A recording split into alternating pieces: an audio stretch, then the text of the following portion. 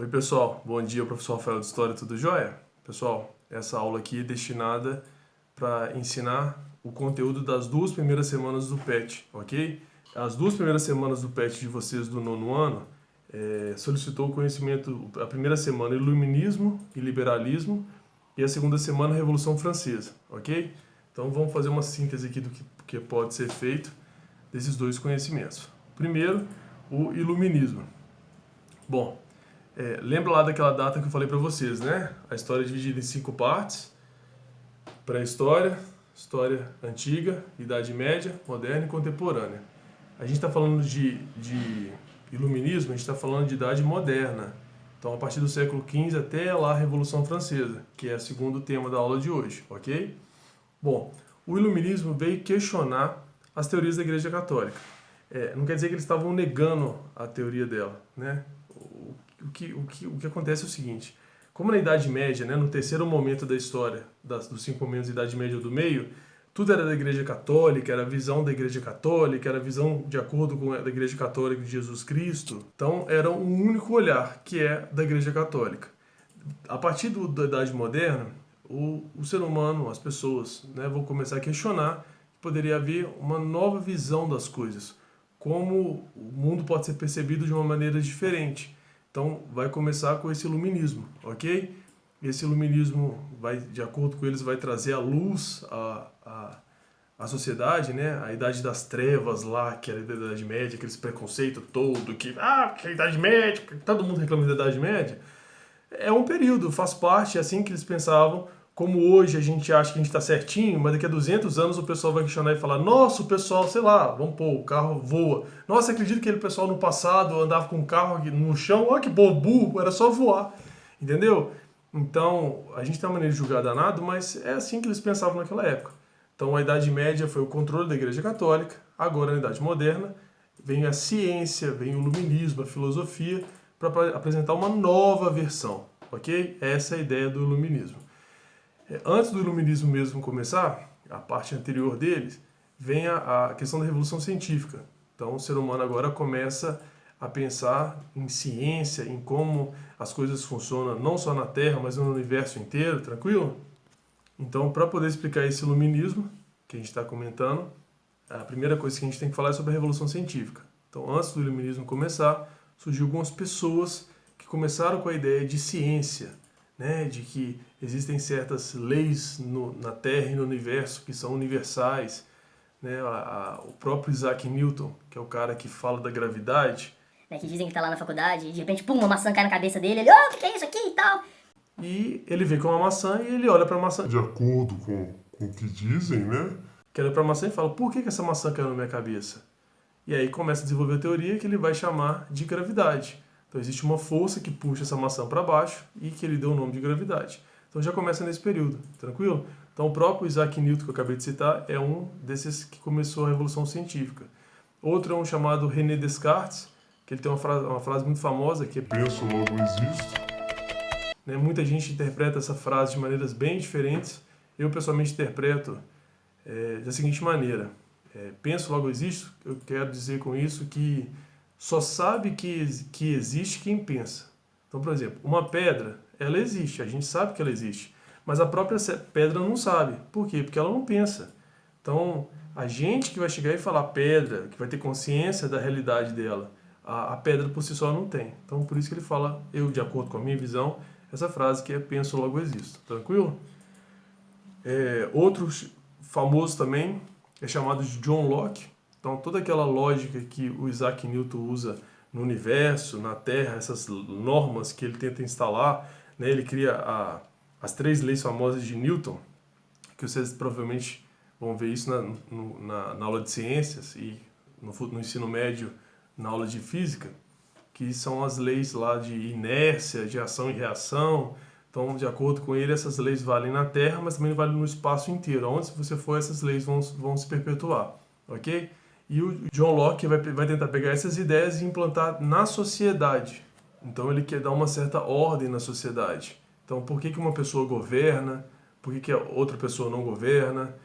Acordos que a sociedade faz com o governante para que a sociedade tenha uma certa estabilidade, uma certa tranquilidade. Então toda essa lógica que o Newton quer colocar na ciência, ele quer colocar na vida social, tranquilo? E aí agora começando o iluminismo mesmo, né, depois da Revolução Científica, o iluminismo na veia, né, o iluminismo famoso, a gente tem algumas pessoas a indicar aqui, tá? A primeira delas é o Voltaire, que está citado numa das atividades suas do PET, ok? E ele defende muito liberdade de expressão, um Estado laico, isso é muito importante você saber o que é um Estado laico. O que é um Estado laico, professor? Estado laico é um Estado que não exige dos seus cidadãos uma determinada religião. Não entendi, professor. Imagina que se para você ser brasileiro, você tivesse que ser obrigatoriamente católico. Aí você fala que absurdo, mas era assim. Né? Antes da proclamação da República, durante o Império e período de colônia, para você ser brasileiro ou um colono, aqui você tinha que ser católico, você não tinha escolha de outra religião. Então, o que é laico? Laico é permitir que você seja brasileiro e tenha uma outra religião ou não tenha religião, ok? Então, é isso que é laico. E o Voltaire acreditava muito nessa questão do laico. Outro nome muito famoso é Montesquieu. Eu, pessoalmente, de todos os iluministas, um dos que eu mais gosto. E ele foi sensacional. Foi Sensacional. Por quê? Muita gente reclamava naquele período, a gente vai continuar falando sobre a Revolução Francesa, você vai entender melhor por que isso. Que o rei era muito ruim. Ah, e o rei, ele acha que ele é poderoso, ele acha que Deus que colocou ele lá, que ele pode fazer o que ele quiser. E é verdade, eles achavam mesmo, né, a grande maioria dos reis se achavam a último biscoito do pacote, né, o último ouro branco do pacote, só que o pessoal reclamava, né, e falava, não, nós temos que tirar o rei, nós temos que tirar o rei, nós temos que tirar o rei. E eu concordo, né, não era um sistema muito bacana. Agora, o que colocar no lugar? É que nem você quando reclama do seu pai e de sua mãe e fica falando, Ai, meu pai não me entende, né, adolescente é rebelde, né, eu sou rebelde. Eu não aguento mais meu pai, não aguento mais minha mãe, mas... E se você, por exemplo, sair de casa? Como é que você vai se sustentar? Né? Já é complicado ter que estudar aí, aguentar os professores chatos, igual a minha, né? Enchendo a sua paciência aí. Você imagina para poder cuidar da sua própria vida, do seu próprio dinheiro. Se não tiver dinheiro, você não come. Você não tem onde dormir, você não tem uma energia elétrica, você não tem uma água. Então, uma coisa é você reclamar do que está acontecendo, outra coisa é você propor uma solução. E são poucas as pessoas na sociedade, isso é muito importante. São poucas as pessoas na sociedade, infelizmente, que tentam resolver o problema. Todo mundo sabe criticar, Mas resolver o problema são poucos. Então, aqui na questão, se a gente não quer mais o rei, o que nós vamos colocar no lugar? Então quase ninguém sabia responder. Veio Montesquieu e falou, Deixa comigo, eu resolvo. E ele vai lá então, escreve um livro, se eu não me engano, Espírito das Leis, e lá ele fala o seguinte, nós vamos retirar o rei, e no lugar desse rei nós vamos criar 3 poderes, executivo, legislativo e judiciário. É o que quase o mundo inteiro usa hoje. É graças a ele que o mundo inteiro hoje tem esses 3 poderes. Porque antes o rei era tudo isso. Ele mexia com justiça, ele mexia com a criação de leis, ou nem precisava de criar lei, ele era a lei. Né? O Luís XIV, que é um rei muito famoso francês, falava l'état c'est moi, o Estado sou eu, então ele é a lei. E o executivo que executa todo o vínculo com o dinheiro, tudo é com eles. Então o rei era esses 3. O Montesquieu falou, não, para mim agora tem que ter 3 poderes. Cada poder é autônomo um do outro, cada um vigia um ao outro. E a teoria dele foi bem aceita, não é à toa que o mundo inteiro usa a teoria dele, que é os 3 poderes. Então, para mim, ele é sensacional, ok? Ele é inteligentíssimo, genial. E foi a teoria dele que resolveu a questão, né? Bom, outro cara também famosaço é Rousseau. Rousseau já era um cara mais voltado à igualdade, né? A querer dar direitos iguais às pessoas, a direitos de participação política, né? O que o Voltaire era para liberdade, ele era para igualdade, tranquilo? 2 caras também que ficaram famosos foi Diderot e D'Alembert, que foram os caras que criaram a enciclopédia. A sua geração não é muito conhecida de enciclopédia, mas a minha geração para trás, né, os meus pais, meus avós, bisavós, a enciclopédia era um sonho, né? Eu lembro quando eu estava aí, sei lá, 5ª série, 4ª série, na minha época não era ano, era série, né? Vinha o pessoal para vender enciclopédia, era caro demais, meus pais não tinham condição de comprar. Era um conjunto. O que é enciclopédia? É um conjunto de livros que, de acordo com os iluministas, juntariam todo o conhecimento do período nesses livros. Entendeu? Seria tipo um amontoado de conhecimentos que você compraria aqueles livros, guardaria e tudo que você precisaria estava lá. Tuf, você pegava o livro, entendeu? E esses dois caras que inventaram essa enciclopédia. Tranquilo? Então, essas, de maneira geral, tem mais, né? Mas de maneira geral foram as pessoas que começaram lá com a Revolução Científica e depois começou com o Iluminismo. Ok? Pronto. Então, o conteúdo da primeira semana já tá falado. Agora vamos para o conteúdo da segunda semana, tá? Que é a Revolução Francesa. A Revolução Francesa! Essa é famosa demais! Por que ela é famosa? Nós vamos descobrir por que ela é famosa. Então vamos lá, o que foi essa danada dessa Revolução Francesa, né? Que eu tanto falo, que eu comento sobre ela. Naquele período, você não poderia ser o que você queria ser. Nossa, eu não entendi. Hoje, se você quiser ser jogador de futebol, você pode ser.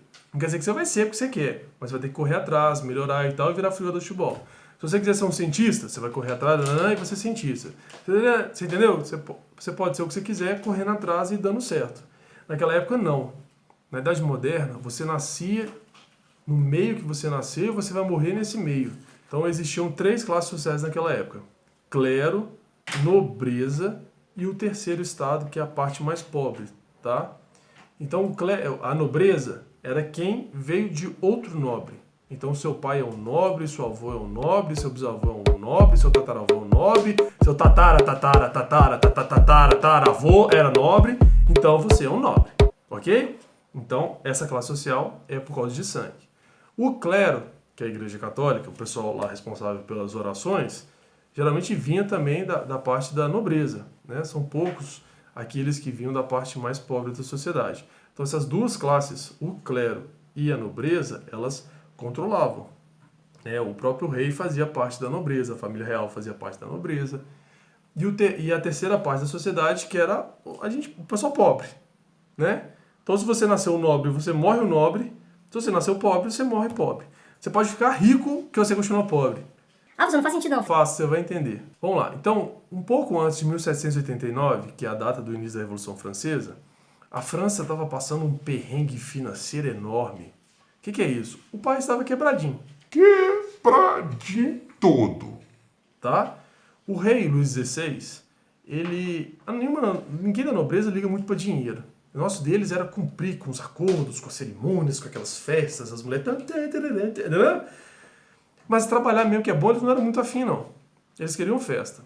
Então, o rei, que é o maior nobre que tem, que ele é o rei, ele não quer muito saber de dinheiro. Né? Se o país tem dinheiro, se não tem dinheiro, não interessa. Ele quer fazer festa. E a França faliu, quebrou. Não tinha mais dinheiro. E o rei...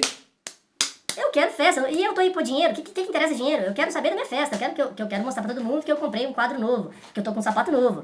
Isso é a nobreza, ok? Isso fez a França quebrar.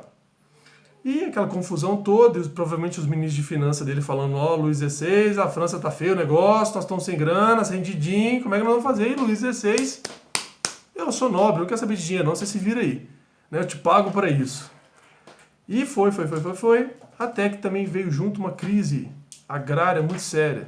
Teve um problema muito sério de chuva, choveu muito pouco ao longo de 3, 4 anos, então teve um problema muito sério alimentício, né? Se não chove, não planta, se não planta, não tem comida. Né? O gado morre. Então, além da França estar quebrada, o povo passando fome, ainda vem para piorar ainda mais essa crise agrária, que o povo ainda vai passar mais fome. Né? A nobreza não vai ficar sem comida, porque eles são nobres, mas o restante do povo vai ficar cada vez mais pobre, com menos comida, aquele desespero todo. E geralmente são momentos assim que são suscetíveis à revolução. Então você pode ver que o povo já estava questionando. Por que duas classes não pagam imposto, ganham dinheiro do Estado, vivem num bem bom, no luxo, enquanto o resto do povo não ganha nada, paga imposto, só paga cada vez mais imposto. Você entendeu? Então o povo já estava bravo. Agora já está com fome, aí que junta tudo. Entendeu? Então esse é o caminho. Aqui, ó. Esse aqui é meu gatinho. É Locke Augustus Máximos Carvalhos Neves Secundos, ok? Mentira. Não, ele chama Locke Augusto Santana Neves. Dá tchauzinho aí, Locke. Sabe nem o nome do filho, gente. Para, ele vai criar seu pai, menino. Continuando. Onde é que eu parei? Ah, lembrei. Então você pode... você pode ver, então, que o povo passava um perrengue. Que o povo estava passando um perrengue enorme, tá? Um desespero gigantesco. E a nobreza e o clero não estavam nem aí. Mas chegou uma hora que não tem como não estar mais nem aí. O país quebrou. Pá! Faliu tudo. Então o Luís XVI tinha que dar um jeitinho de resolver essa questão. Então ele vai convocar uma reunião famosa chamada Estados Gerais. Então ele vai pedir representantes dos 3 estados, lembrando, clero, nobreza e o povo mais pobre. Então essas 3 classes vão se juntar numa reunião. Luís XVI vai apresentar que a França está falida, que ele não sabe por quê, Sabe? É claro que ele sabe, né? Ou não, né? Sei lá, a pessoa não ligar pra dinheiro. e que ele teria então que aumentar os impostos. Então ele daria 2 opções. Ou a classe nobre e clerical do clero começaria então a pagar impostos, ou o terceiro estado, que é a parte mais pobre, que já paga imposto, teria que pagar ainda mais imposto.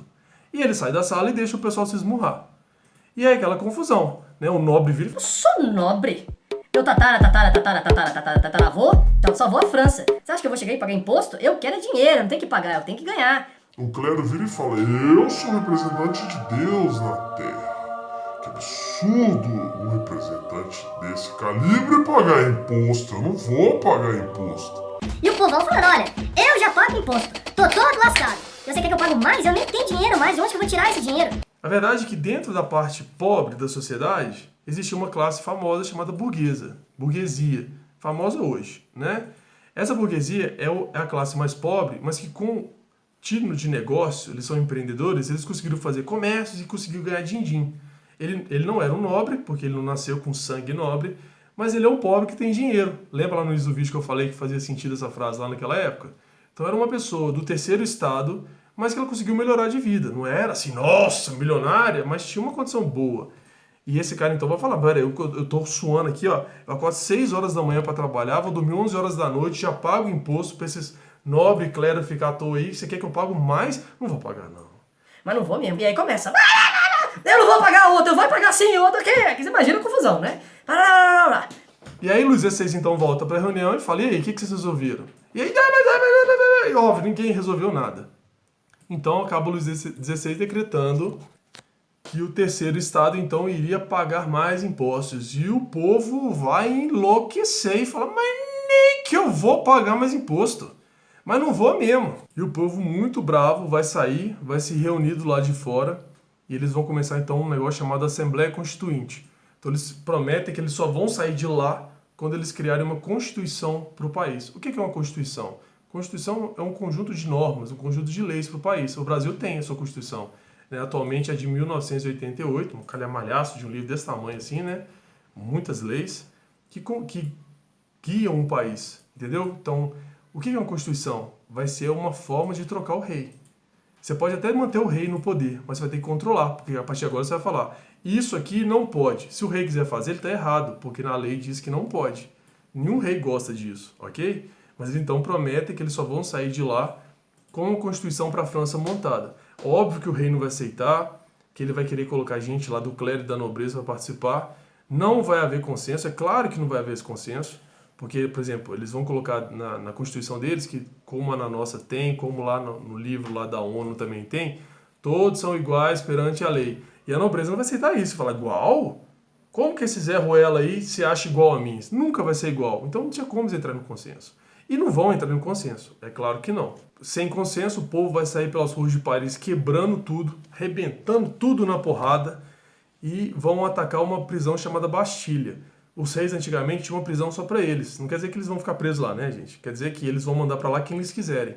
É só você ver o Conde de Monte Cristo, um filme muito bacana de você ver, para você ver esse período da Revolução Francesa, que vai mostrar como é que o rapaz lá vai ser preso sem julgamento, sem nada. Então o rei queria mandar para prisão e falar, fulano de tal para prisão, e ele ia para Bastilha. Então o povo vai para essa Bastilha, quebra todo mundo na porrada, quebra a Bastilha inteira, e esse é o símbolo do início da Revolução Francesa. A queda da Bastilha, a queda do presídio do rei, ok? Com isso é criado, né, lá junto com a Constituição, os direitos do homem e do cidadão. Então eles vão colocar algumas leis que de acordo com eles são imutáveis, ninguém vai poder mudar. Então aqui tem umas delas. Primeira, todos devem pagar impostos. Obviamente, né, ninguém pagava imposto, só o pessoal mais pobre, agora todo mundo tem que pagar. Mais uma, os privilégios do primeiro e segundo estado são retirados. Então os 2 estados agora não têm mais privilégios, de acordo com a Constituição eles são iguais. Mais uma, os homens são livres e iguais perante a lei. Então, a partir de agora, não interessa se você é filho do tataravô seu que era nobre.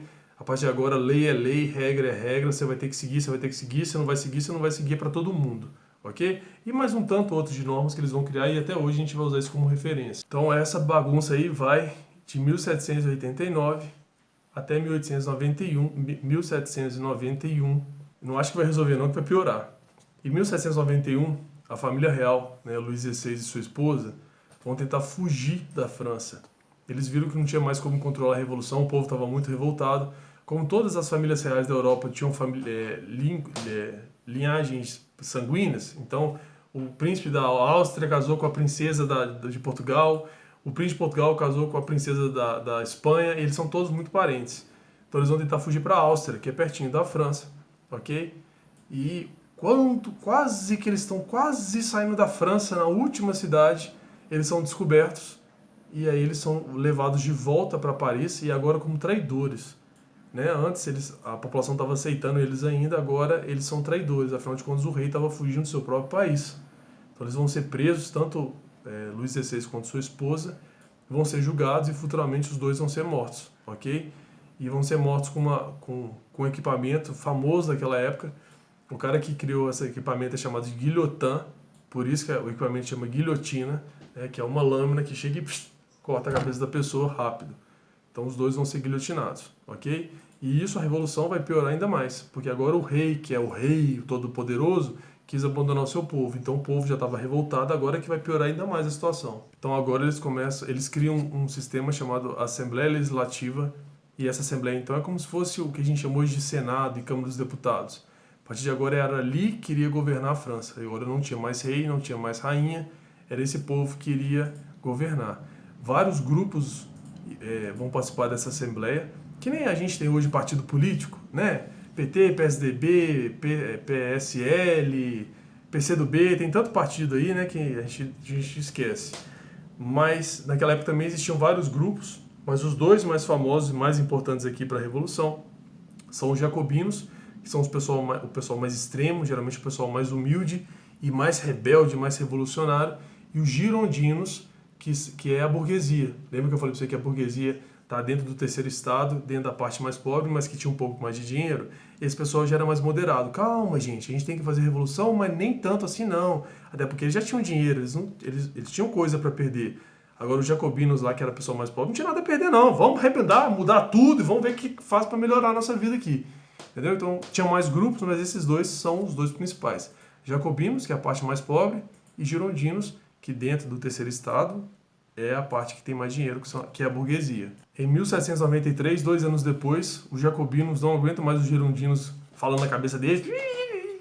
Os jacobinos são o pessoal mais extremo, né, o pessoal mais humilde, então eles vão tomar o poder dessa assembleia e eles agora vão governar. E esse período é conhecido, muito conhecido, famoso, como o Grande Terror ou a Era do Terror, entendeu? Que nessa época, como o pessoal mais extremo estava governando, qualquer um poderia ameaçar contar para os outros que você era uma pessoa que não gostava da revolução. Então, por exemplo, se você não gostava do seu vizinho, seu vizinho falou alguma coisa errada, você ia lá na Assembleia e falava, o meu vizinho lá, ele falou que não gosta da Revolução Francesa não, que ele gosta mesmo é do rei. E aí o pessoal ia lá, pegava a família dele, fazia um julgamento e cortava a cabeça com a guilhotina. Então você imagina o que aconteceu. Chegou uma hora que a rua de Paris, você não conseguia mais limpar o chão de tanto sangue que tinha. Então foi um período assim assustador, todo mundo morrendo de medo. Os próprios jacobinos vão acabar morrendo na guilhotina. Um começa a ameaçar o outro e vai acabar todos eles. Todos vão acabar morrendo na guilhotina. Eu tenho até um número aqui, ó.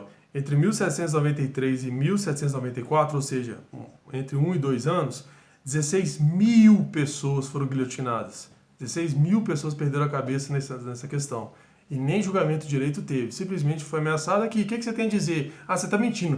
Cortava a cabeça. 16 mil pessoas entre 1 e 2 anos desse período jacobino, entendeu? Então foi uma época de terror mesmo, que faz jus ao termo terror. Aí, cara, vai chegar uma hora que o povo não vai aguentar. Mesmo o povo que faz parte dos jacobinos não aguenta mais tanto medo, tanto terror de perder a cabeça nessa revolução.